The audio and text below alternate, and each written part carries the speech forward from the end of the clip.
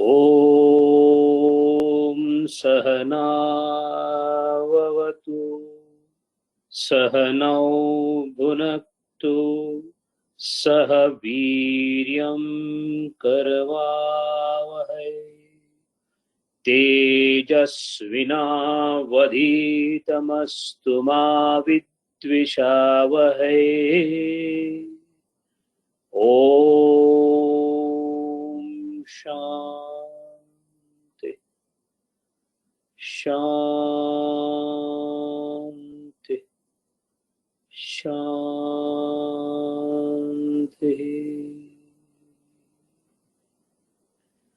नमः श्री यतिराजाय विवेकानंद सूरये सच्चित् सुख स्वरूपाय स्वामिने तापहारिणे।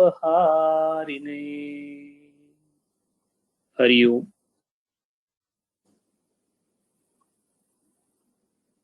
व्यावहारिक विश्वामध्ये विकारांच्या प्रसंगांना बळी पडून आपलं आयुष्य केवळ तुझं माझं करण्यामध्ये व्यतीत होत असतं.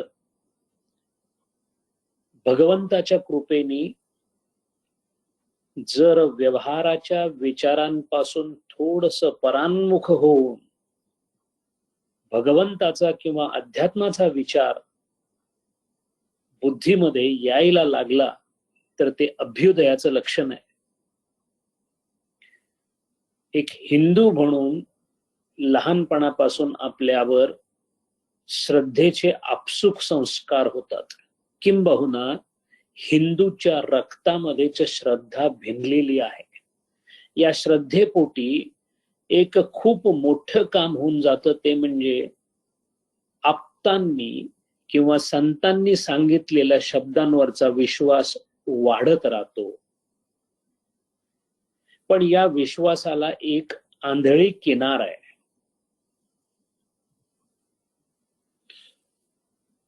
भगवान श्रीराम म्हणजे नेमके कोण? समर्थांना साक्षात्कार झाला म्हणजे काय? समाधी अवस्थेमध्ये गेले म्हणजे नेमकं काय झालं? माझ्यापेक्षा वेगळे असणारे संत नेमके कोणत्या अवस्थेमध्ये असतात? अशी अवस्था खरोखरच असते का? असेल तर ती कशी प्राप्त करता येते? तेच गंतव्य किंवा प्राप्तव्य आहे याची खात्री कशी करून घ्यायची? या सगळ्या शब्द प्रमाणांचा अभ्यास करण्यासाठी संतांची चरित्र अभ्यासली जातात. आणि मग या चरित्रामध्ये काही दडलेली, काही अशी गुप्त ठिकाणं आहेत, ज्या ठिकाणांना आपण जर व्यवस्थित स्पर्श केला तर आपल्याला बरीचशी अध्यात्मामधली सत्य जी तत्वज्ञानाने वेष्टित आहेत उपनिषदांमध्ये, ब्रह्मसूत्रांमध्ये, भगवद्गीतेमध्ये, ती आपल्याला सहज कळावी लागतात. भगवान ठाकूर श्री रामकृष्ण परमहंस यांनी आपल्या शिष्याला तयार करताना त्यांच्या विचारांना तर चालना दिलीच होती, पण त्यांच्या मनामध्ये असणाऱ्या साऱ्या शंकांना विराम देण्यासाठी काही वेळेला चर्चेतून, काही वेळेला प्रत्यक्ष अनुभवातून, काही वेळेला वादविवादातून नरेंद्रांना तयार करण्याचं काम चालू होतं. भगवान श्री रामकृष्ण परमहंस नरेंद्रांच्या उपस्थितीमध्ये एका विशिष्ट हेतूने एखादा विषय मुद्दामधून पुढे पेरत असत. त्या विषयाचा, त्या प्रश्नाचा रोखच असा असायचा की त्या प्रश्नावर झालेल्या चर्चेनी नरेंद्राच्या मनामध्ये उठलेल्या काहुरांचं समाधान व्हावं. गुरु शिष्याला काय पद्धतीने शिकवतो हे शिष्याला कळायला खूप वेळ लागतो. आपणा सारिखे करिते तात्काळ, हे आपणासारखे करणं हे जे प्रकरण आहे, गुरु आपल्या हातोटीने हळूहळू शिष्याला तयार करतात. अशीच 1895 मधली 85 मधली गोष्ट आहे. ऑक्टोबर महिना होता. एक चर्चा चालू होती आणि त्या चर्चेमध्ये महेंद्रनाथ गुप्त, ज्यांना मिस्टर एम म्हणतात, ते सुद्धा तिथं बसलेले होते. आणि सहज एक प्रश्न ठाकूरांनी विचारला. ठाकूर म्हणाले, काय महत्वाचं, कुटुंबाची काळजी, आपल्या आजूबाजूंच्यांचं पालन पोषण वगैरे सगळं हे करणं हे महत्वाचं, की भगवंतावर भरोसा ठेवून जर त्यांनी सांगितलेलं आहे की योगक्षेमम वहाम्यहम. पहा, आपल्या मनामध्ये सुद्धा ही दुविधा येते, पण आपण चटदिशी निर्णय टाकून देतो तो असा की भगवंत योगक्षेमम वहाम्यहम म्हणत असेल, पण मला माझ्या कुटुंबाची काळजी घ्यावी लागेल. दिवसाच्या 24 तासामध्ये 23 तास 59 मिनिटं आपण या सगळ्या आपल्या भोवती असणाऱ्या गोष्टीला मी घडवणार आहे या भूमिकेतूनच आपण वावरत असतो.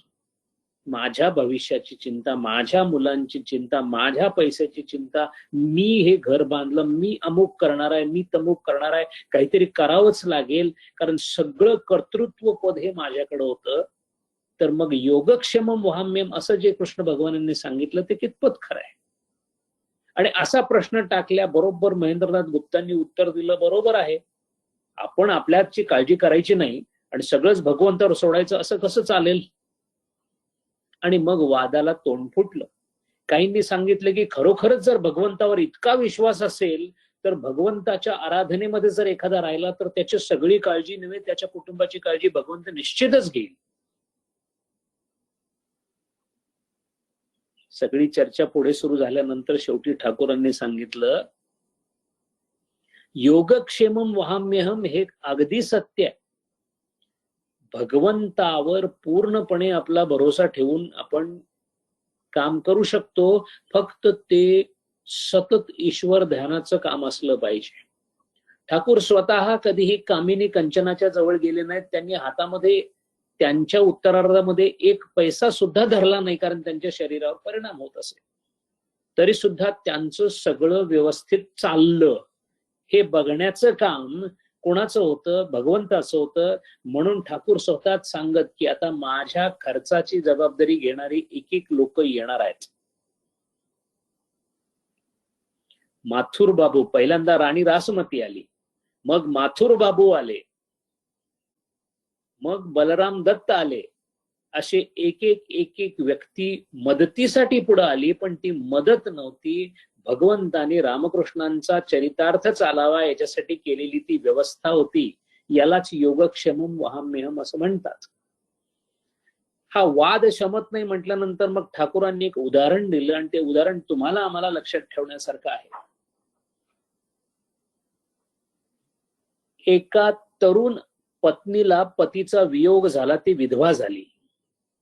आता माझे पती गेली म्हणून ती रडत होती, पण रडत असताना ती जमिनीवर पडली, ती लोळायला लागली, ती मोठ्याने आक्रंदन करायला लागली. पण हे सगळं करत असताना त्यांनी नाकातली नथ बाजूला काढून ठेवली, कारण चुकून तिला जर धक्का लागला तर नथ खराब होईल.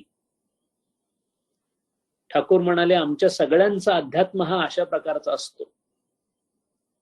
माझा अहंकार नावाचा दागिना जो आहे तो बाजूला ठेवायचा आणि मग सगळं नाटक करायचं. आपल्या अध्यात्मामध्ये कधीही संपूर्ण शरणागती किंवा संपूर्ण आहुती अशी असत नाही.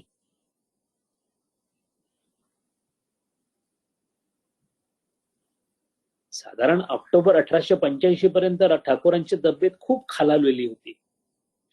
लॅरिंजियल कॅन्सर किंवा गळ्याचा कॅन्सर हा कॅन्सरमध्ये होणारा कॅन्सर हा मुळातच अत्यंत दुर्धर आजार, अतिशय वेदनादायी आजार. आणि एक डॉक्टर म्हणून मी फार जवळून बघितलेला आहे, लॅरिंजियल कॅन्सर सारखा कॅन्सर कोणाला फारसा होऊ नये, कारण होणाऱ्या वेदना ह्या असहनीय असतात. पाण्याचा थेंब सुद्धा खाली घेताना त्रास होतो. जिवंतपणी मरण यातना भोगण्याचा हा प्रकार आहे. ऑक्टोबर महिना, नोव्हेंबर महिना, डिसेंबर महिना शुश्रूषा चालू होती. ठाकूरांचा आजार वाढत चालला होता. लोक असंख्य संख्येने ठाकूरांना भेटायला येत होते. काहींना कळून चुकलं होतं की त्यांचा अंतकाळ जवळ आलेला आहे. आणि हे सगळं होत असताना 31 डिसेंबर 1885 ची रात्र ओलांडली आणि 1 जानेवारी 1886 उगवला. या दिवसाला अनन्यसाधारण महत्व आहे रामकृष्ण मिशन मध्ये.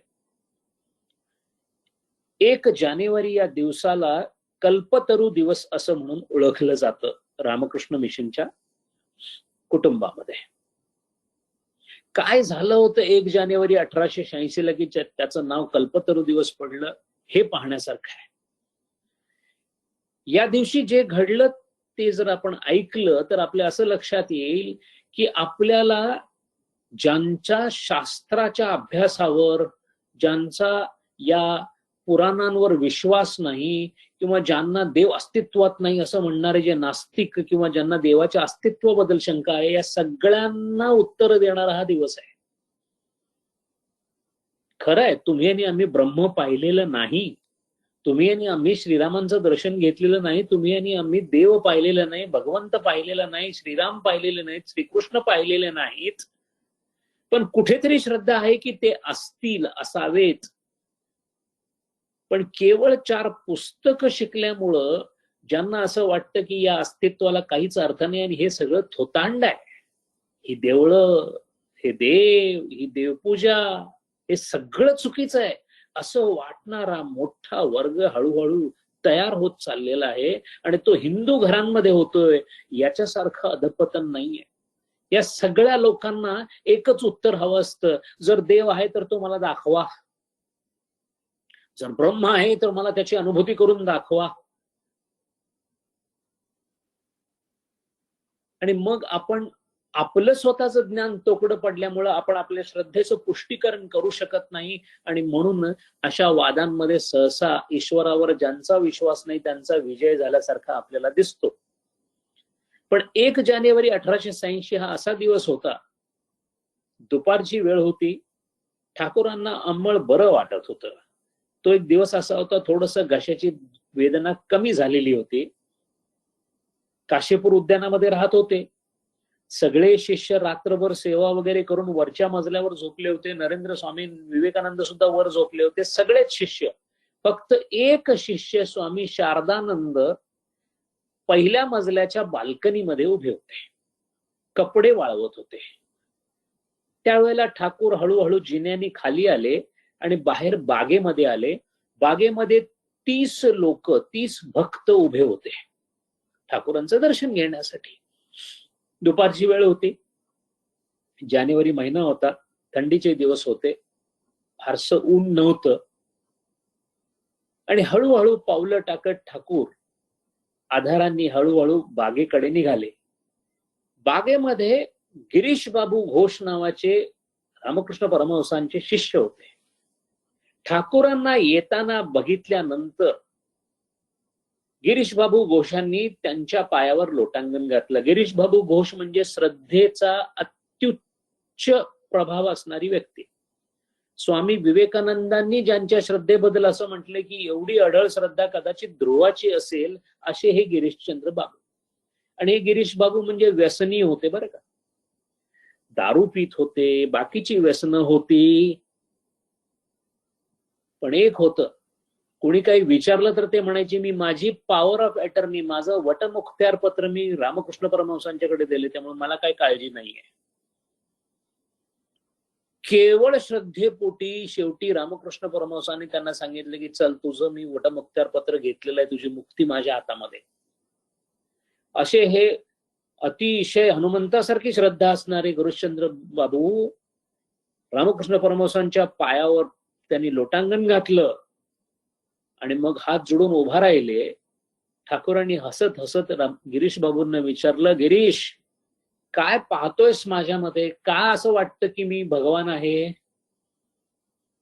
आणि गिरीश बाबूंनी उत्तर दिलं, डोळ्यामध्ये अश्रू होते. गिरीश बाबू म्हणाले, ठाकूर अहो मी काय बोलू, व्यास आणि वाल्मिकींना ज्यांचं वर्णन करता आलेलं नाही तिथं मी काय वर्णन करणार असं म्हणाले आणि भावना विवेश होऊन त्यांनी ठाकूरांचा विजय असो अशी घोषणा केली. पुनश्च ते त्यांच्या पायावर त्यांनी लोटांगण घातलं आणि जमिनीवर त्यांनी पाय ठेवलेली जी धूळ आहे ती परत परत आपल्या डोक्याला लावायला लागली. हे सगळं बघून ठाकूर आनंदी झाले आणि ठाकूरांच्या तोंडून शब्द बाहेर पडले. ठाकूर म्हणाले, आणखी काय बोलू, तुम्ही सर्वजण आत्मज्ञानी व्हा. रामकृष्ण परमहंस म्हणजे प्रत्यक्ष भगवान, भगवंताचा शब्द. तुम्ही सर्वजण आत्मज्ञानी व्हा असा शब्द दिल्याबरोबर जी जी व्यक्ती येऊन रामकृष्ण परमहंसांचं दर्शन घेत असते त्यांना दर्शनाच्या आशीर्वादासाठी त्याच्या कपाळाला बोट किंवा त्याच्या डोक्यावर स्वामीजींनी ठाकूरांनी हात ठेवल्याबरोबर तो माणूस ब्रह्मज्ञानी झाला. एका वेळेला 30 लोक साधी, ज्यांची कोणतीही अध्यात्माची पूर्वतयारी नाही, काही तयारीत असणारे, काही थोडी तयारी असलेले, काही सामान्य, हे सगळेच्या सगळे 1 जानेवारी 1886 ला आत्मज्ञानी झाले. एकाच वेळेला, एकाच दुपारी. शारदानंदांनी वर्णन केले, कारण ते कपडे वाळवत होते. त्यांनी बघितलं खालचं दृश्य काय आहे, तर 30 लोक वेगळ्या वेगळ्या भावनेमध्ये, कोणी कोणाच्या डोळ्यातून अश्रुधारा वाहत आहेत, कोणी उन्माद अवस्थेमध्ये, उन्मनी अवस्थेमध्ये आहे, कोणी ठाकूरांचा विजय असो अशी घोषणा करतोय, कोणी काहीच बोलत नाही, फक्त स्तब्ध उभा आहे. काही लोक येऊन परत परत परत परत ठाकूरांचं दर्शन घेऊन ठाकूरांचा विजय असो असं म्हणतायत. गिरीश बाबू सुद्धा त्यात समाविष्ट झालेले आहेत. वैकुंठनाथ सन्याल नावाचे एक ग्रस्त त्या ठिकाणी होते, त्यांनाही ही अवस्था आली. आणि गमतीचा भाग म्हणजे ही अवस्था बराच काळ त्या व्यक्तींबरोबर टिकली, पण गमतीचा भाग म्हणजे त्यातल्या काही लोकांना ते झालं, आपले व्यवहार करता येईनात, सर्व ब्रह्ममय झालं.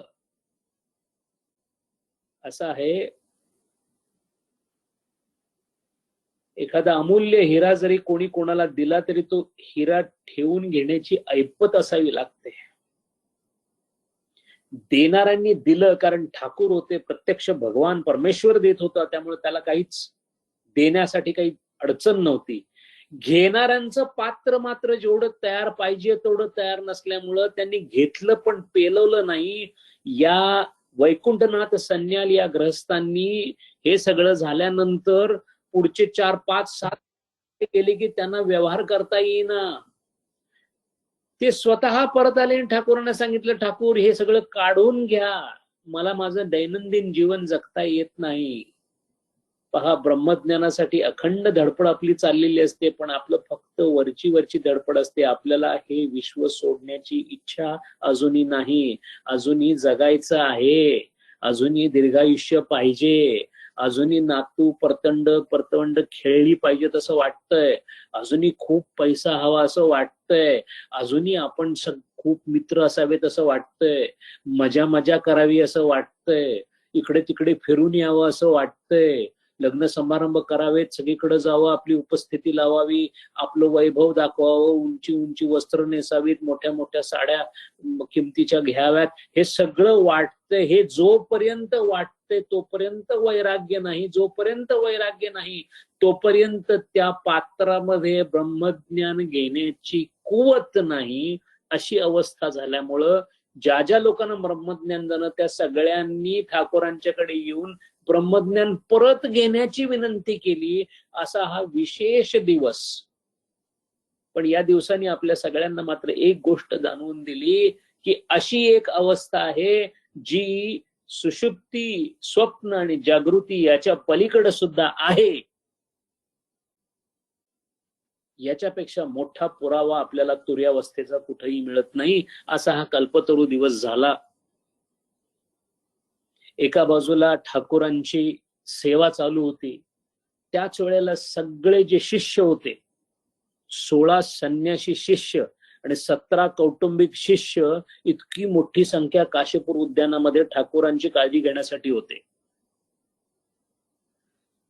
एका बाजूला सेवा करत असतानाच त्यांचे जे शिष्य, संन्यासी शिष्य होते, त्यांच्यामध्ये वैराग्य उफाळून बाहेर येत होतं. अशाच एका रात्री, थंडीचे दिवस होते, पालापाचोळा एकत्र करून छोटीशी धुनी पेटवली नरेंद्रांनी.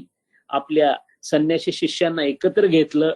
त्याच्यामध्ये शारदानंद होते, कालीप्रसाद म्हणजे अभेदानंद महाराज होते, बुडो गोपाल म्हणजे अद्वैतानंद होते. या सगळ्यांना घेतलं आणि एक अशी गोष्ट ठरवली की आज आपण ही जी होळी केलेली आहे त्या होळीमध्ये आपण एक प्रण करू, एक निश्चय करू. आणि तो निश्चय होता, आपल्या आयुष्यामधून इच्छेची आपण आज होळी करून टाकू. आणि सर्वांनी हात जोडून धगधगत्या अग्निसमोर निश्चय केला की आपल्या आयुष्यामध्ये परत इच्छेला स्थान नाही. ज्याची इच्छा मेली, निराशेचा गाव दिधला आम्हासी.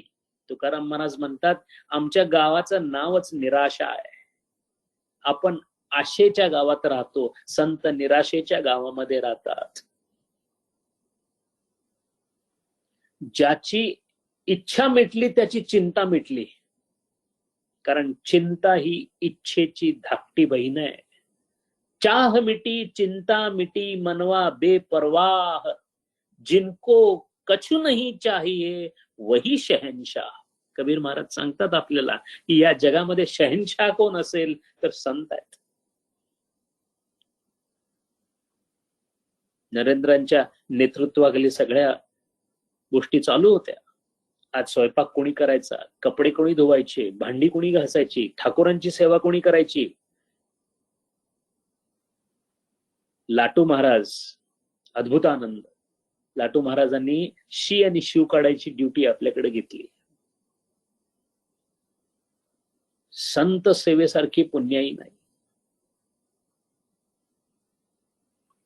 आणि हे सगळं होत असताना लोकांचा ओंढा दर्शनासाठी जो होता तो चालूच होता.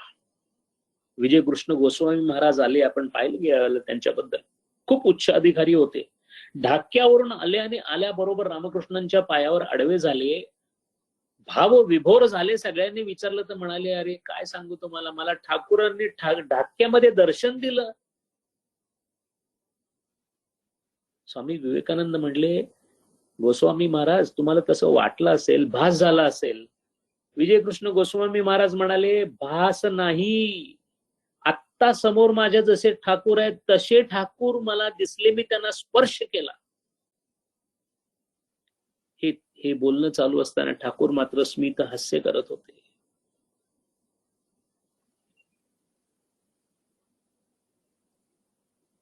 नरेंद्रांची साधना वेगाने चालू होती. ठाकूर एका ठिकाणी पडून असत, पण सगळ्या शिष्यांच्या प्रगतीवर बारीक नजर असे. अवधान नावाची गोष्ट आहे. आपल्याला एखाद्या गोष्टीवर सुद्धा आपलं काही क्षणासाठी मन केंद्रित करता येत नाही. अभ्यास करताना आपण शाळेमध्ये किंवा आता सुद्धा आपण पाहिलेलं आहे, बोलता बोलता समोरची भाजी करपून जाते किंवा दूध उतू जातं, इतकं सुद्धा ध्यान आपलं त्या गोष्टीमध्ये राहत नाही. पण जे ब्रह्मज्ञानी आहेत ते सर्व अवधानी असतात. ठाकूरांना सगळ्या शिष्यांच्या प्रगतीची काळजी होती. त्यांना त्यांच्या अनुषंगाने ठाकूर अंतस्थ मार्गदर्शन करत होते. गुरुरायांचं महत्व इतकं मोठं आहे की त्यांच्या वाणीतूनच मार्गदर्शन मिळतं असं नाही, त्यांच्या अस्तित्वातून मार्गदर्शन मिळतं. रमण महर्षी एकही शब्द न बोलता 2-2 तास फक्त सारे भक्त येऊन बसलेले असायचे आणि स्वतः सुद्धा शांत बसलेले असायचे. सगळ्यांच्या प्रश्नांची त्यांच्या मनामध्ये उत्तरं दिली जात असत. जॉर्ज ऑसबोर्नचं जर पुस्तक आपण वाचलं तर तो 6 प्रश्न मनामध्ये घेऊन आला होता रमण महर्षींना विचारण्यासाठी, आणि तिथं आल्यानंतर तो बोलला नाही आणि रमण महर्षी महाराज सुद्धा बोलले नाहीत, पण 6 प्रश्नांची उत्तरं त्याच्या मनामध्ये त्याला मिळाली. या सगळ्यामध्ये नरेंद्रांना जणू घाईच लागली होती ब्रह्मज्ञानाची. म्हणून ते ठाकूरांकडे आले आणि म्हणाले की माझी साधना बहुतेक कमी पडतीये. ठाकूर म्हणाले, असं नाही तुला वाटतंय. अरे तू ब्रह्मज्ञानाच्या महासागरामध्ये असा घुसशील की आवाज सुद्धा होणार नाही. पण त्याच वेळा स्वामीजींच्या मनामध्ये विचार चालला होता, इकडे शुश्रूषा करायची आहे, तिकडे कुटुंबाची वाताहात झालेली आणि माझी वकिलीची परीक्षा अजून राहिलेलीच आहे. त्यांनी ठाकूरांना येऊन सांगितलं, ठाकूर मला वकिलीची परीक्षा द्यायची आहे, माझं लॉचा एक्झाम आहे, त्याच्यामध्ये फक्त आता शेवटचं वर्ष माझं राहिलेलं आहे. ताडकन ठाकूर म्हणाले, तू जर वकील बनलास तर मी तुझ्या हातचं पाणी सुद्धा पिणार नाही. मार्च महिन्यामध्ये 1886च्या नरेंद्रांची वकिलीची परीक्षा होती. ध्यानधारणा चालूच होती. वकिलीच्या परीक्षेचा अभ्यास करत असताना सुद्धा त्यांना काही आपल्या शरीरामध्ये होणारे बदल जाणवत होते. बाजूला अभ्यास करून पुस्तक ठेवायचे, डोळे बंद करायचे, ताबडतोब ध्यानामध्ये जायचे, नित्यसिद्ध होते आणि त्यांना हृदयाजवळ काहीतरी हालचाल जाणवली. अनाहत चक्रामध्ये काही घटना घडत होत्या. तितकं ज्ञान नरेंद्रांना होतं. त्यांच्या लक्षात आलं की आपली कुंडलिनी जागृत होऊन आता अनाहत चक्रापर्यंत पोहोचलेली आहे.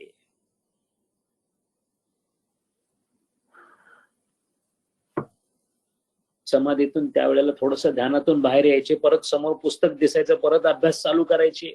अभ्यास करावा की ध्यान करावं, ध्यान करावा की अभ्यास करावं, कुटुंब बघावं की ठाकूरांचं ऐकावं, या द्विधा मनस्थितीमध्ये एक दिवस असं झालं. संध्याकाळची वेळ होती.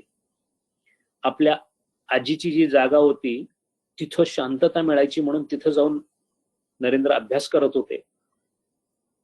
कायद्याचं पुस्तक घेऊन अभ्यास वाचता वाचता मन उन्मनी अवस्थेमध्ये गेलं आणि वर जाणाऱ्या त्या चैतन्यपूर्ण मनामध्ये, चैतन्याला गवसणी घालण्यासाठी जाणार मन जे उच्च अवस्थेमध्ये असतं, त्या मनामध्ये त्यांनी प्रश्न विचारला, हे काय चाललंय माझं? कायदा करू, आईला पाहू, ठाकूरांचं ऐकू, संन्यास घेऊ की ध्यानाला बसू? अचानक मनामध्ये भयंकर भीती आल्यासारखं झालं. एका अशा अवस्थेमध्ये गेले, काही कळेना झालं. ती पुस्तकं तिथंच टाकली, त्या खोलीतून बाहेर पडली आणि त्यांनी पळायला सुरुवात केली. सैर भैर पळत सुटले. आपल्या अंगरक्याची बटणं निघालेली आहेत, आपले केस सगळे विस्कटलेले आहेत. तितक्यात पाऊस चालू झाला, पावसामध्ये भिजलेले आहेत. पळता पळता पायातला चपला कुठे गेला याचा काही भान राहिलं नाही. बरोबर घेतलेल्या वस्तू कुठे आहेत काही कळालं नाही. पळत राहिले, पळत राहिले, पळत राहिले.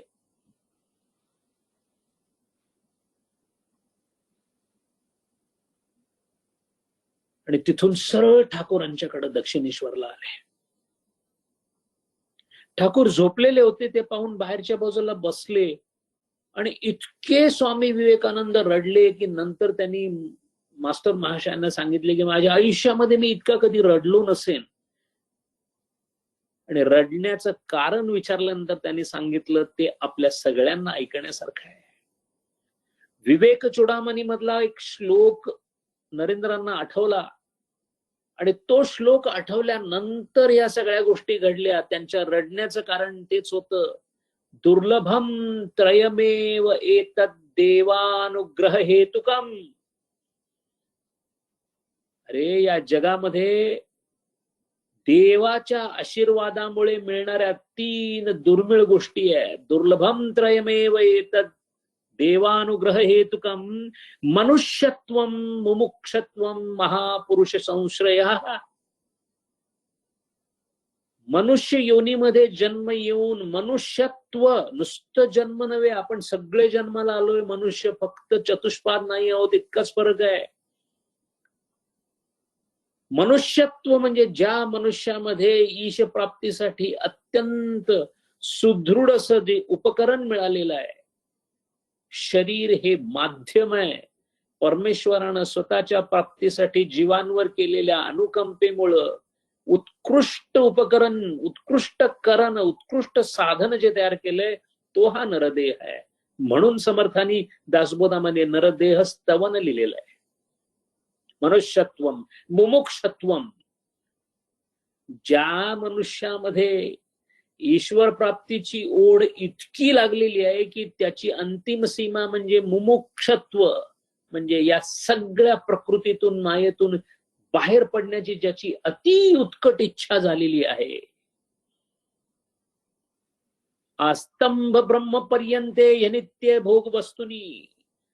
गवताच्या पात्यापासून ब्रह्माच्या पदापर्यंत ज्याला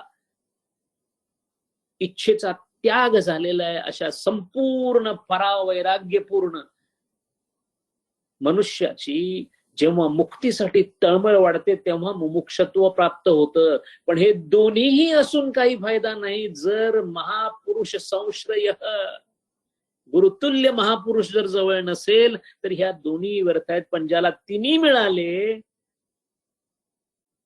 त्याला या जगामध्ये काहीच कमी नाही. आणि नरेंद्रने विचार केला, अरे मी काय रडतोय, काय विचार करतोय, काय लॉची एक्झाम देतोय, काय कायद्याची परीक्षा देतोय, काय आईची काळजी करतोय.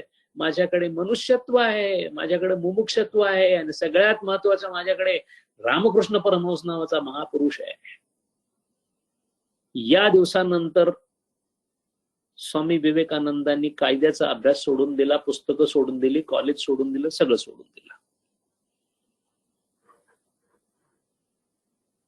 थोड्या वेळाने ठाकूर उठले, बाहेर बघितलं, नरेंद्र झोपला होता. त्याच्याकडे बघून म्हणाले, आहा हा, काय आनंदाचे दिवस आहेत. नरेंद्र ब्रह्मसाक्षात्कारासाठी तडपडतोय. अशीच एकदा साधना करत असताना शिवरात्रीचा दिवस होता. फाल्गुन महिना, शिवरात्रीचा दिवस, शंकराचा महिना, महाशिवरात्र. रात्रीची वेळ होती. कालीप्रसाद महाराज, अभेदानंद आणि स्वामी नरेंद्र साधनेला बसले होते. साधनेला बसता बसता नरेंद्रांना जाणवलं की आपल्या शरीरामध्ये प्रचंड ऊर्जेचा स्रोत येतोय. संपूर्ण शरीरामध्ये काहीतरी प्रचंड शक्तिमान असं काहीतरी वावरतंय. मनामध्ये विचार आला की ठाकूर शांभवी दीक्षा देतात, शक्तिपात करतात, आपली शक्ती दुसऱ्याला देतात, संक्रमित करतात, मलाही करता येईल का. म्हणून पलीकडे पाहिलं तर काली म्हणजे स्वामी अभेदानंद डोळे मिटून बसले होते. त्यांना सांगितलं, काली माझ्या गुडघ्याला स्पर्श कर. काली महाराजांनी गुडघ्याला स्पर्श केला आणि त्यांनी विचारलं नरेंद्रांनी, काय वाटतंय.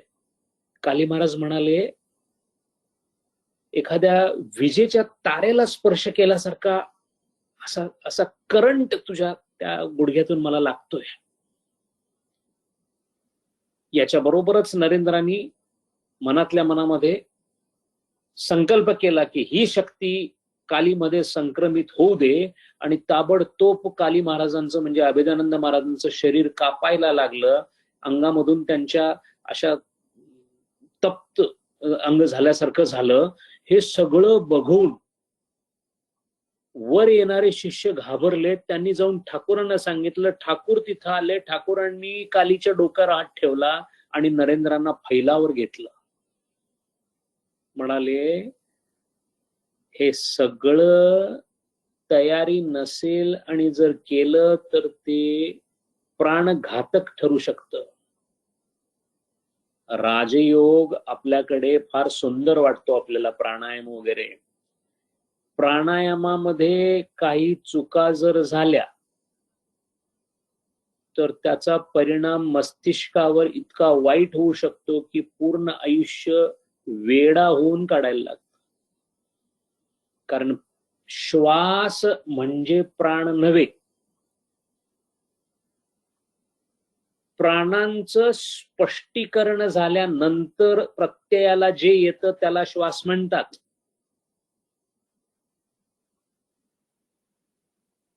श्वास हे प्राणांचं वेष्टन आहे, द्योतक आहे. आग लागल्यानंतर थोडासा आगीचा प्रकाश पडतो, तो प्रकाश म्हणजे आग नव्हे, पण प्रकाश हे त्या आगीचं द्योतक आहे. तसं श्वास हे प्राणांचं द्योतक आहे. म्हणून श्वासांचं अवगमन, गमन अवगमन, श्वास प्रश्वास, पूरक रेचक आणि कुंभक याचा तालतंत्र जर जमला नाही तर त्याचा परिणाम प्राणांवर, आणि प्राण हे शरीराच्या सर्व क्रियांसाठी नियामक आहेत. त्याच्यामध्ये जर गडबड झाली तर प्रचंड गडबड होऊ शकते. शिवानंद महाराजांचे शिष्य स्वामी चिन्मयानंद जेव्हा प्राणायामाचा अभ्यास करत होते गुरुच्या अध्यक्षतेखाली, त्यावेळेला स्वतः काही थोडासा प्राणायामामधील कुंभक, अंतरकुंभक वाढवण्याचा प्रयत्न करायला गेले. त्याचा परिणाम मणिपूर चक्रावर असा झाला की स्वामीजींना जी भूक लागायला लागली ती 7-7, 8-8, 10-10, 15-15 भाकऱ्या खाल्ल्या तरी सुद्धा ती भूकच शमेना. ताबडतोब जाऊन 1-2 दिवसाच्या अनुभवानंतर जाऊन शिवानंद महाराजांना विचारलं, स्वामीजी मला खूप भूक लागायला लागलेली आहे. शिवानंद स्वामी हसले आणि म्हणाले, प्राणायामात गडबड झालेली आहे, आता उपाय काय? शिवानंद महाराज म्हणाले, आनंदमयी माय येणार आहेत हरिद्वारला, उद्याच येणार आहेत, त्यांना जाऊन विचारते, तुला सांगतील काय करायचं. चिन्मयानंद स्वामी आनंदमयी मातेला भेटायला गेल्यानंतर आनंदमयी माना म्हणाले, मा मला असं असं झालंय, मला खूप भूक लागतीये. पहा काय काय गोष्टी असतात. प्राणायामामध्ये काही थोडीशी चूक झाल्यामुळे शरीराची पाचन शक्ती इतकी वाढली की भूक वाढली. आता त्याचा उपाय करण्यासाठी आनंदमयी माकडे गेल्यानंतर आनंदमयी माने सांगितलं, एक काम करा, 3 भाकऱ्या बनवून आणा. 3 भाकऱ्या बनवून आणल्या. आनंदमयी मानी त्या 3 भाकऱ्या स्वामी चिन्मयानंदांच्या डोक्यावर ठेवल्या आणि एक विशिष्ट पद्धतीने प्राणायाम करायला सांगितला. त्या दिवसानंतर ती भूक बंद झाली. आता हे कोणत्याही शास्त्रामध्ये बसण्यासारखं नाही, पण प्राणांचं चलन वलन हे आपल्या बुद्धीच्या पलीकडे आहे. नरेंद्रनाथांना, स्वामी विवेकानंदांचं मात्र कुंडलिनी जागृत झाल्यामुळे त्यांच्या लक्षात येत होतं की आता आपली कुंडलिनी अनाहत चक्रापर्यंत आलेली आहे. एक दिवस त्यांना एक दर्शन झालं आणि ठाकूरांना त्यांनी येऊन विचारलं की ठाकूर, मी जेव्हा ध्यानाला बसतो तेव्हा मला माझ्या भ्रूमध्यामध्ये इथे मला एक अत्यंत प्रखर प्रकाशी अशी त्रिकोणी वस्तू दिसते.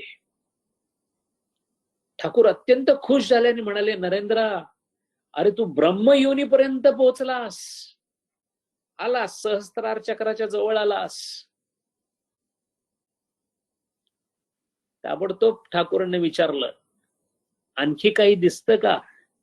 आणि नरेंद्रांनी सांगितलेलं उत्तर किती समर्पक आहे पहा. मला असं वाटतं की हे जे प्रकाश, प्रखर प्रकाश आहे, त्याच्याबरोबरच ज्या धुनीच्या समोर मी बसलेलं असतं त्या धुनीच्या आजूबाजूला माझ्या मनपटलावर सगळे देव आणि देवी बसलेले आहेत असं मला जाणवतं. पतंजली योगशास्त्राचा जर सखोल अभ्यास केला असेल तर विभूतिपादामध्ये म्हणजे 3ऱ्या अध्यायामध्ये एक 32वं सूत्र आहे. ते सूत्र असं सांगतं, मूर्ध ज्योतिषी सिद्ध दर्शनम. मूर्धा कपाळाच्या इथे योग्याला सिद्ध दर्शनम म्हणजे सगळ्या देवदेवतांचं दर्शन मनोपटलावर घडतं. स्वामी विवेकानंदांना ते घडत होतं.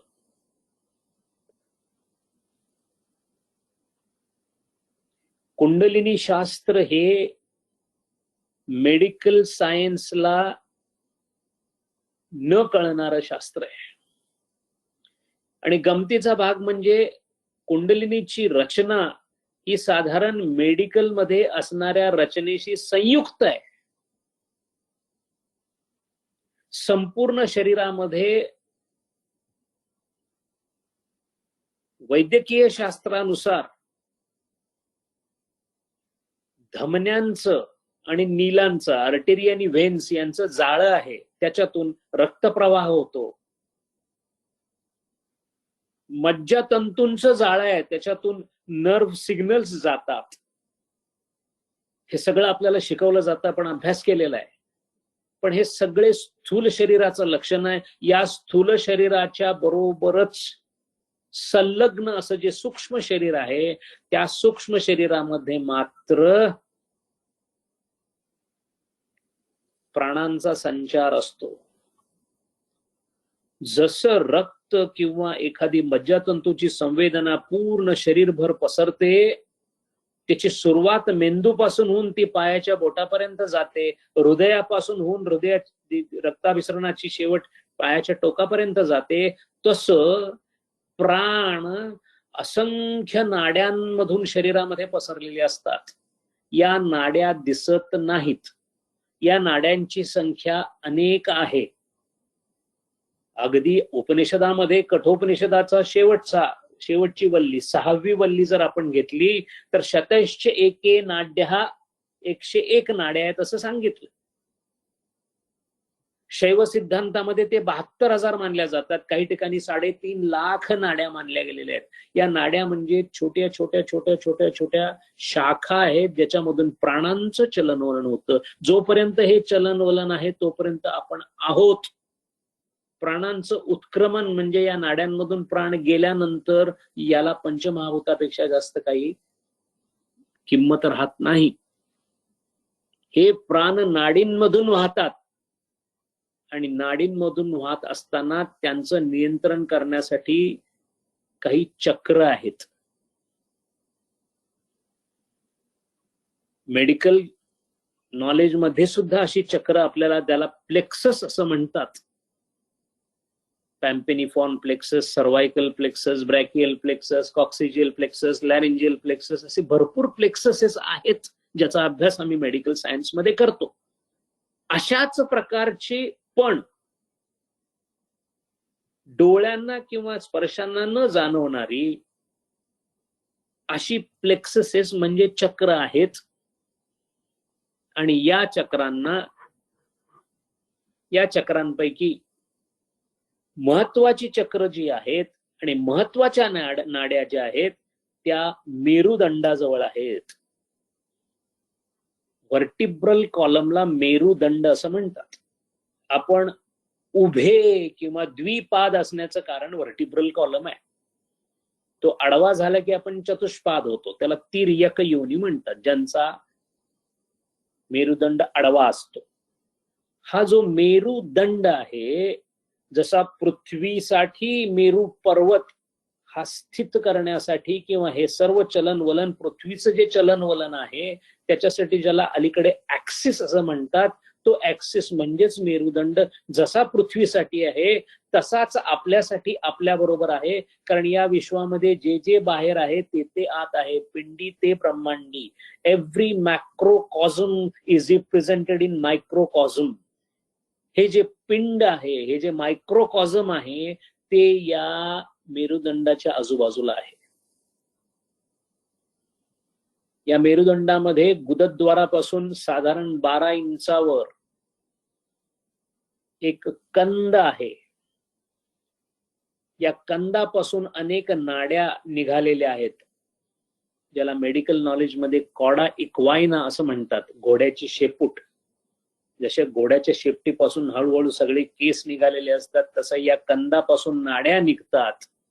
या नाड्यांपैकी 14 नाड्या फार महत्वाच्या मानल्या जातात. यापैकी आपल्या सर्वांना त्यातल्या 2 किंवा 3 नावं माहिती आहेत, इडा, पिंगला, सुषुम्ना. पण हे सोडून तिथे गांधारी, हस्ती, जिव्हा, कहू, सरस्वती, पुष्य, संखिनी, पयस्विनी, वरुणी, अलंबुषा, विश्वोधरा, यशस्विनी अशा 14 नाड्या आहेत. या 14 नाड्यांपैकी ज्यात महत्वाच्या नाड्या आहेत त्या डाव्या बाजूला इडा, उजव्या बाजूला पिंगला आणि मध्ये सुषुम्ना नावाची नाडी आहे.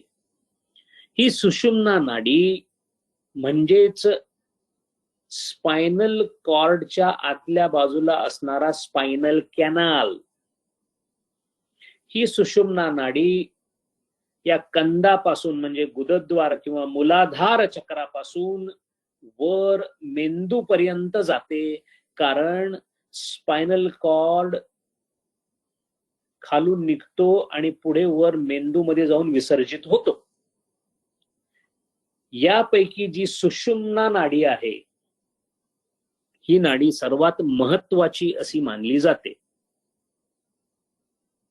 ही नाडी, सुषुम्ना नाडी जी आहे, या नाडीच्या आतल्या बाजूला 2 नाड्या आहेत. एक आहे वज्र नाडी, त्याच्या आतल्या बाजूला आहे चित्रा नाडी आणि त्याच्या आतल्या बाजूला आहे ब्रह्मनाडी.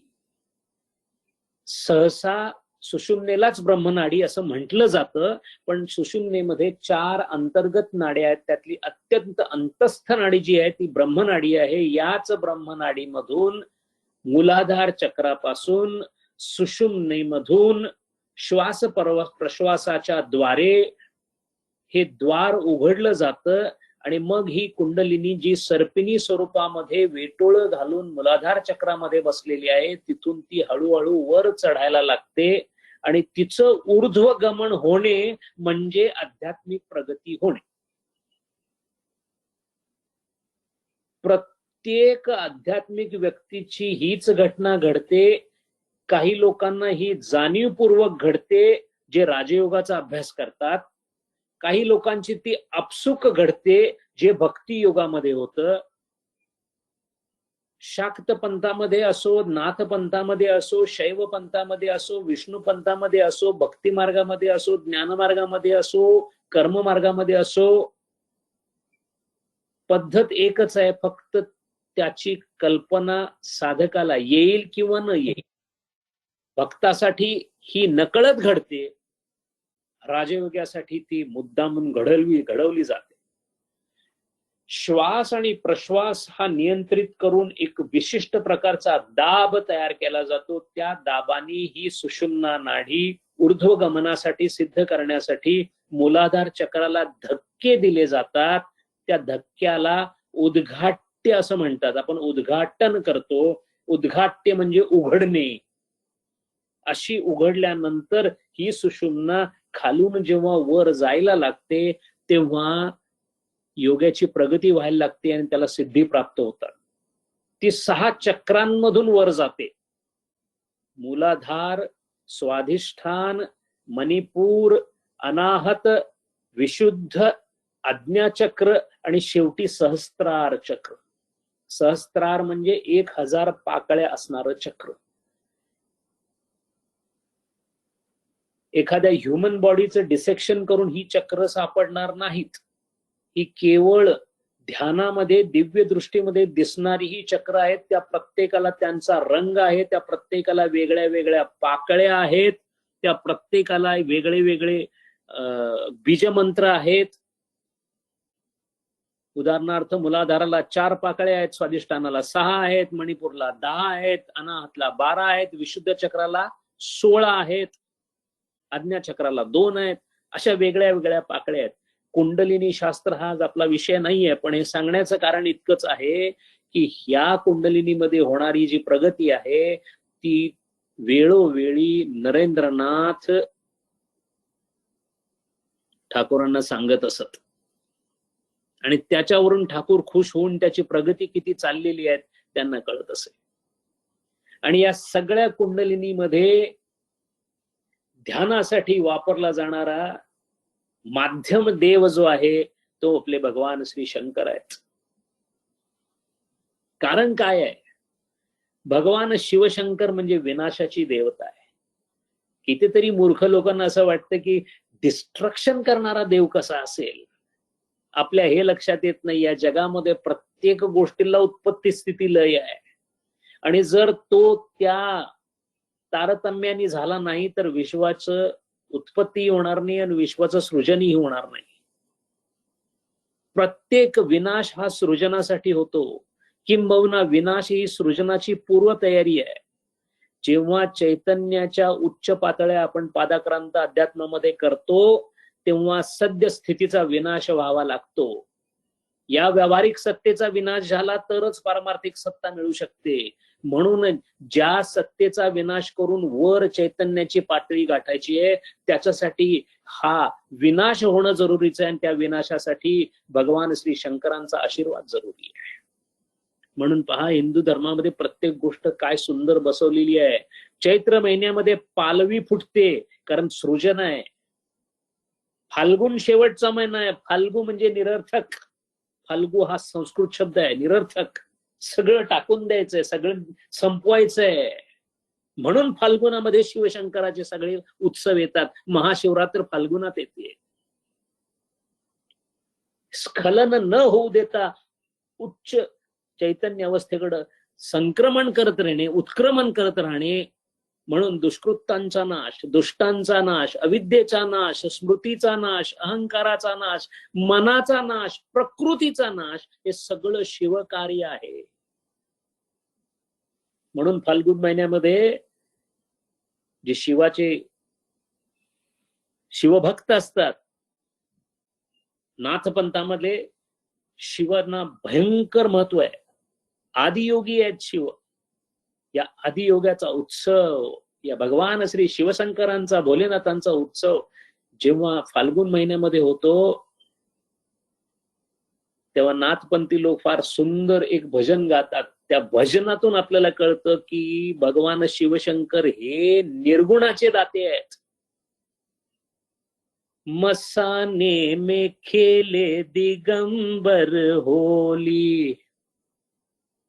स्मशानामध्ये त्याची होळी चालू असते शिवशंकराची. मसाने में खेले दिगंबर होली, भूत पिशाच बटोरी. मसाने में खेले दिगंबर होली, लखी सुंदर फागुनी घटाके. कोणत्या रंगाने खेळतोय शिवशंकर? लखी सुंदर फागुनी छटाके. फागुनी छटा म्हणजे काय? फाल्गू म्हणजे निरर्थक. निरर्थक छटांनी रंगवलेलं. निरर्थक छटांनी म्हणजे वैराग्याने रंगवलेलं. मन से रंग के गुलाल हटाके. मनाच्या रंगाचा जो गुलाल आहे तो हटाके म्हणजे ज्या रंग संपलेलं मन म्हणजे निर्विकार मन, मनोनाश झालेलं मन. चिता भस्म कर झोली, मसाने में खेले दिगंबर होली. आता पूजा शिल्लक राहत नाही. शिवशंकरांच्या आधिपत्याखाली सगुणाचा सगळा नाश होतो कारण नाशाचेच देवता आहे. आतापर्यंत गोप गोपी राधा बिधा सगळं चाललं होतं तेही संपणार आहे कारण निर्गुणाकडे वाटचाल आहे. गोपन गोपी श्यामन राधा, ना कोई रोक ना कोई बाधा, ना साजन ना गोरी, मसाने में खेले दिगंबर होरी. अशा या शिवशंकराला समोर ठेवून नरेंद्रनाथ म्हणजे शिवाचा अवतार ध्यानाला बसत होते. शिवाचं ध्यान करत होता. म्हणून अत्यंत वेगाने नरेंद्रनाथांची प्रगती चालू होती. ज्या महाशिवरात्रीच्या रात्री अभेदानंदांच्या बरोबर ही गोष्ट शक्ती संक्रमणाची घडली त्याच दिवशी रात्री ध्यानामध्ये बसलेले असताना शिवशंकरांचं दर्शन आणि बरोबर कुंडलिनीची जागृती हे सगळं ज्या विवेकानंदांनी अनुभवलं. पहाटे 3:30 वाजता ठाकूरांच्याकडे आले. वेगळ्या अवस्थेमध्ये होते. शरीरामध्ये शिवांचा संचार झालेला होता आणि ठाकूरांच्या जवळ आणून येऊन बसले. गुरु शिष्याकडे स्मित हास्य देऊन पाहतोय. प्रगती बघून खुश होतोय. समोर शिष्य शिवावस्थेमध्ये बसलेला आहे आणि या वेळेला एक गोष्ट घडली ती म्हणजे स्वामी विवेकानंदांनी त्यांच्या आयुष्यामध्ये पहिलं भजन रचलं. उत्स्फूर्तपणे रचलं आणि गायलं. काय काय भजन होतं पहिलं स्वामी विवेकानंदांचे?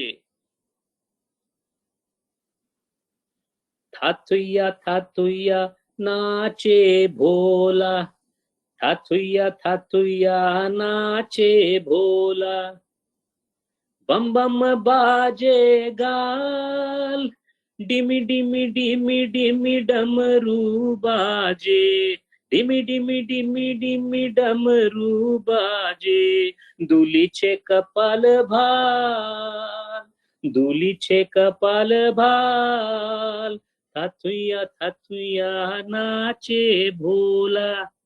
समोर शिवाचं तांडव शिवस्वरूपामध्ये असणारे नरेंद्र गातायत, समोर काली मातेचा उपासक ठाकूर.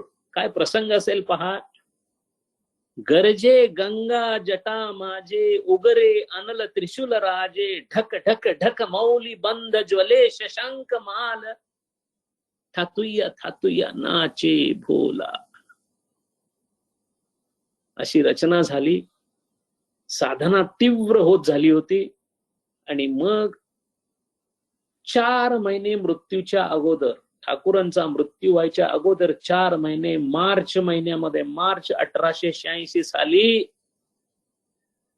नरेंद्रांना निर्विकल्प समाधीचा लाभ झाला. या आयुष्यामध्ये जे मिळवायचं आहे ते मिळवून नरेंद्र ठाकूरांच्या परीक्षेत उत्तीर्ण झाले. अशी अवस्था होती विवेकानंदांची ध्यानाची. त्यावेळेला सगळेच शिष्य ध्यानाला बसायचे. टेरेसवर जाऊन ध्यान करणं हे सगळ्यात आवडतं. रात्रीच्या वेळेला ध्यानाला बसायचे, कधी खाली बागेमध्ये जाऊन बसायचे. असेच एकदा नरेंद्र ध्यानाला बसले होते आणि गिरीश बाबू भेटायला आले. त्यांनी विचारलं, नरेंद्र कुठे आहे? एका दोघांनी सांगितलं बहुतेक ध्यानाला बसले असतील. म्हणून नरेंद्रांना भेटण्यासाठी गिरीश बाबू वर आले आणि टेरेसवर पाहतात तो अशी अवस्था होती. नरेंद्रनाथ ध्यानाला बसले होते. स्वामी विवेकानंद आणि त्यांच्या अंगावर काळ्या रंगांच्या कीटकांची पूर्णपणे वेष्टित झाले होते. डास बसलेले होते, माशा बसलेल्या होत्या, काहीच जाणीव नव्हती. हे सगळं बघून गिरीश बाबूंना आश्चर्य वाटलं. त्यांनी जाऊन नरेंद्र नरेंद्र म्हणून हाका मारल्या. उत्तर नाही. डोक्यावर थाप मारली, उत्तर नाही. जोरात पाठीवर मारलं, उत्तर नाही. हलवलं, नरेंद्रनाथ एका बाजूला कळंडून पडले. एखादा लाकडाचा ओंडका पडावा तसे पडले.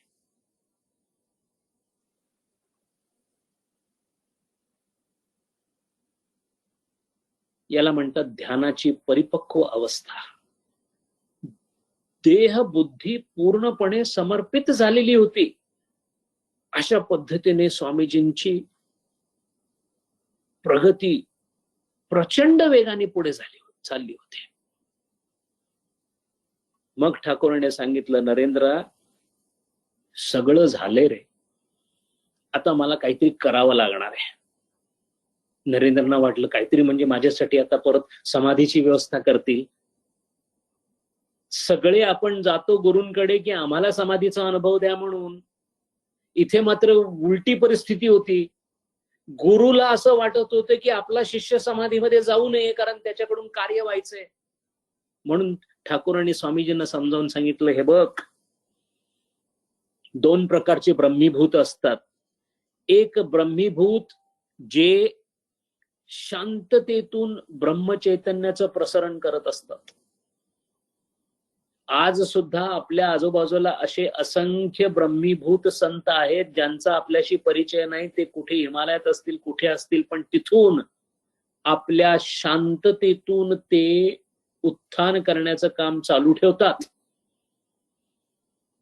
आणि काही ब्रह्मीभूत मात्र असे असतात की ते भूत सेवक म्हणून परमोच्च ज्ञानातून परमोच्च सेवा करण्यासाठी आपल्यामध्ये येतात. आणि नरेंद्रा, आई म्हणजे काली मातेने अशी व्यवस्था केलेली आहे तुझ्यासाठी की तू दुसऱ्या प्रकारात मोडतोस. त्यामुळे तुझा पहिला प्रकार मला बंद करावा लागेल. त्यामुळे तुला समाधी लागू नये अशी माझी आता काली मातेला विनंती आहे. तेव्हा तुझी समाधी मी आता एका पेटीत बंद करून ठेवलेली आहे. त्याची चावी माझ्याकडे आहे. योग्य वेळेला ती चावी तुला देण्यात येईल. त्यामुळे तू आता परत निर्विकल्प समाधीच्या मागे लागू नकोस.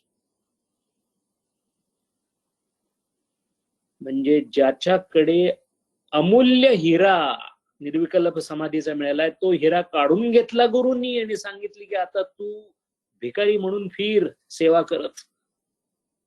इतकी उच्च अवस्था नरेंद्रांची म्हणजे स्वामी विवेकानंदांची होती.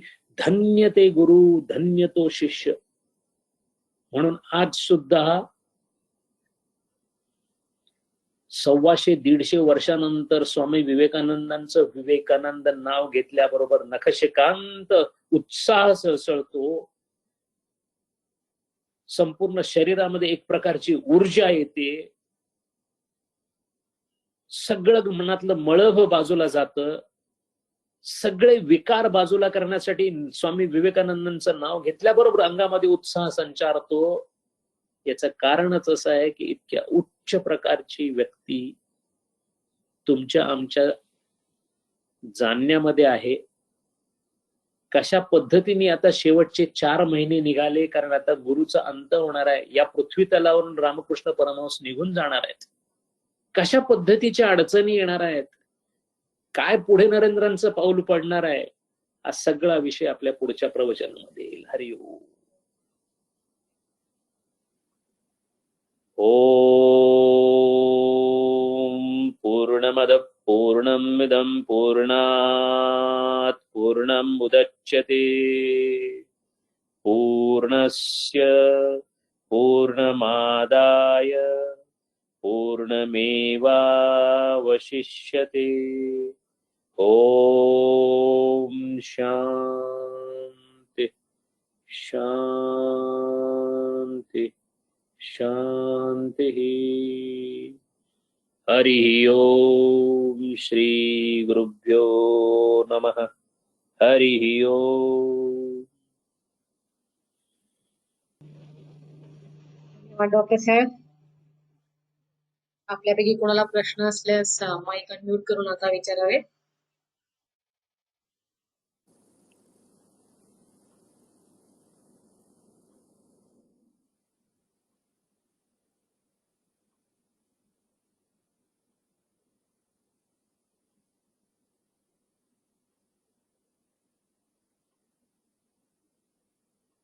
डॉक्टर साहेब, मला एक प्रश्न होता.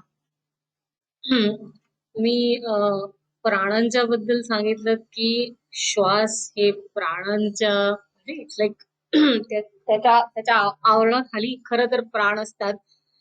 तर प्राणांचे जे 10 प्रकार आहेत, मुख्य प्राण, उपप्राण, थोडस अजून जरा विश्लेषण करून सांगाल का की श्वास आणि हे प्राण हे कसं काय समजून घ्यायचं नीट सर? हरि ओम. प्राणवायूच्या स्वरूपामध्ये त्या जीवाला अनुकूल असणारा प्राणवायू त्या जीवाच्या आजूबाजूला प्रकृतीमध्ये पुरवण्याचं काम भगवंतानी केलेलं आहे. मनुष्य शरीराला लागणारा प्राणवायू म्हणजे ज्याला आपण ऑक्सिजन म्हणतो, तो प्राणवायू आपण त्याचं नाव प्राणवायू असंच ठेवलेलं आहे. कारण तो वायू म्हणजे ऑक्सिजन प्राणांसाठी आपण आत घेतो. जेव्हा तो प्राणवायू आत घेतला जातो, म्हणजेच जेव्हा आपण पूरक करतो, पूरक म्हणजे श्वास आत घेणे आणि रेचक म्हणजे तो बाहेर सोडणे, तो प्राण आत आल्यानंतर त्या प्राणांची व्यवस्था लावली जाते. आत आलेला प्राण हा वेगळ्या वेगळ्या ठिकाणी विभागला जातो. त्या विभागानुसार त्याचं काम आहे. त्यातले जे मुख्य प्राण आहेत, ज्याला आपण प्राण, व्यान, अपान, उदान आणि समान असं म्हणतो, त्यांचं त्या ठिकाणी काम आहे. उदाहरणार्थ अपान वायू जो आहे तो साधारण आपल्या बेंबीच्या आसपास म्हणजे मणिपूर चक्राच्या आसपास काम करतो आणि त्याचं काम उत्सर्जनाचं आहे. त्यामुळे त्याच्यावर खालच्या बाजूला जाण्याचा एक प्रेशर असतं. हा जो वायू आहे, जो अपान वायू आहे, हा आपल्याला उत्सर्जन म्हणजे तो मलविसर्जन, मूत्रविसर्जन आणि सेक्स्युअल ऍक्टिव्हिटी या तिन्हीसाठी वापरला जातो. हे त्या प्राणाचं मुख्य कार्य आहे. पण ते कार्य करण्यासाठी आत येणारा प्राणवायू म्हणजे श्वास, त्या श्वासाच्या बरोबरच प्राण आपल्या नाड्यांमधून जाऊन तिथपर्यंत त्याचं कार्य करतो. जसा समान वायू आपल्याला साधारण आपल्या भुकेसाठी किंवा डायजेस्टिव्ह सिस्टमचं काम तो करतो. यापैकी पंचवायूची ती दिलेली जी कार्य आहेत ती कार्य त्या पद्धतीने केल्यामुळे संपूर्ण शरीराचं कार्य चालतं. ही चालणारी सगळी कार्य जी आहेत ती फक्त शरीराच्या भवितव्यासाठी होतात. म्हणजे त्याचं पोषण व्हावं एवढंच, इथपर्यंतच त्याचं काम नाहीये. आपण मात्र तिथपर्यंतच त्याचा उपयोग करतो. म्हणजे व्यवस्थित खाणं, व्यवस्थित राहणं, तब्येत राखणं आणि काहीतरी इकडून तिकडून मिळवणं, एवढंच आपलं आयुष्य आपण त्या श्वासांचा उपयोग करतो. योगी मात्र या प्राणांची माहिती करून घेतात आणि या प्राणांवर नियंत्रण करतात. प्राणांवर नियंत्रण करायचं असेल तर प्राणांचं स्पष्ट रूप म्हणजे श्वासावर नियंत्रण केलं पाहिजे. श्वासावर नियंत्रण करायचं असेल तर त्याच्यासाठी श्वासांवर लक्ष दिलं पाहिजे. आणि मग श्वासांवर लक्ष देणे म्हणजेच प्राणांचं येणं जाणं, आयाम, प्राणस्य आयाम, प्राणायाम, प्राणाचं चलन वलन बुद्ध्या म्हणजे मुद्दाम होऊन नियंत्रित करण्याचा प्रयत्न करणे म्हणजे प्राणायाम करणे. आणि मग या प्राणायामामध्ये फार वेगळ्या वेगळ्या पद्धतीने, हठयोगामध्ये वेगळ्या पद्धतीने, राजयोगामध्ये वेगळ्या पद्धतीने सांगितलेलं आहे. कशा पद्धतीने पूरक करावा, कितपत करावा, तो किती अंतरापर्यंत जावा, दशांगुलापर्यंत, 10 बोटांपर्यंत नाकापासून, नाकाच्या अग्रापासून तो बाहेर सोडला जावा. तो सोडल्यानंतर तो तिथेच ठेवावा, त्याला बाह्य कुंभक असं म्हणतात. आत घेतल्यानंतर जेव्हा आपण पूरक करतो तेव्हा पूर्ण श्वास भरल्यानंतर तो थांबवावा, त्याला अंतरकुंभक असं म्हणतात. यापैकी बाह्य कुंभकाची साधना पहिल्यांदा केली जाते आणि मग गुरुच्या मार्गदर्शनाखाली अंतरकुंभक म्हणजे आतल्या बाजूला श्वास ठेवणे. आणि एक महत्वाची गोष्ट अशी आहे की श्वास आणि प्रश्वास हा सामान्य समजला जात नाही योगशास्त्रामध्ये. श्वासाचं चलन वलन न होता शरीर राहणं कुंभकामध्ये ही उच्च अवस्था समजली जाते. आणि हे केवळ अभ्यासाने शक्य होतं. हे करण्यासाठी गुरुच्या मार्गदर्शनाखाली जेव्हा हे सिद्ध होतं तेव्हा पुष्कळ लोक अंतरकुंभकामध्ये जाऊन तसेच राहतात. स्वामी विवेकानंदांचा एक प्रसंग पुढच्या प्रवचनामध्ये येईल, ज्यामध्ये स्वामी विवेकानंद जवळजवळ 6-7 तास श्वास न घेता पडलेले होते. ठाकूर रामकृष्ण परमहंसांनी बऱ्याच वेळेला त्यांच्या डॉक्टरना सांगितलं होतं की जेव्हा तुम्ही माझी पल्स घेत असाल तेव्हा मला सांगा, कारण मी कुंभकात गेलो तर पल्स लागत नाही. गुलाब महाराज रात्रभर कुंभकामध्ये झोपत असत आणि चांगदेव महाराज कुंभकामध्ये इतक्या सहजपणे जात की ज्या वेळेला प्राण हरण करण्यासाठी यमराज किंवा मृत्यू हा प्राणांचं हरण करतो असं हिंदू धर्मात म्हणतात. ही कथा नाही आहे. प्राणांचं हरण करण्यासाठी प्राणांचं चलन वलन हवं, अन्यथा त्याचं हरण करता येत नाही. म्हणून जर योगी कुंभकामध्ये बसला असेल तर त्याला मृत्यू येऊ शकत नाही. आणि म्हणून चांगदेवांना मृत्यू आला नाही. त्यांच्या इच्छेप्रमाणे जवळजवळ 1000 वर्ष जगले. योगी कितीही वर्ष जगू शकतो. योगाच्या विभूतीपाद जर आपण पाहिला तर लक्षात येईल की योगी नुसता जगत नाही, योगी आपल्यासारखे अनेक योगी तयार करू शकतो. हे कसं होतं, कशा पद्धतीने होतं, हे सगळं फार सूक्ष्म पद्धतीने पतंजली योगसूत्राच्या भाष्यामध्ये दिलेलं आहे. पण थोडक्यात श्वासप्रश्वासांचा प्राणांचं नातं हे असं आहे. हरिओम. धन्यवाद डॉक्टर साहेब.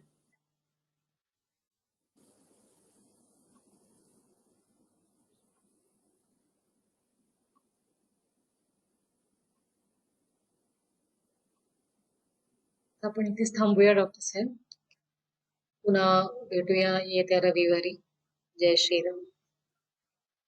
हरिओम. जय श्रीराम.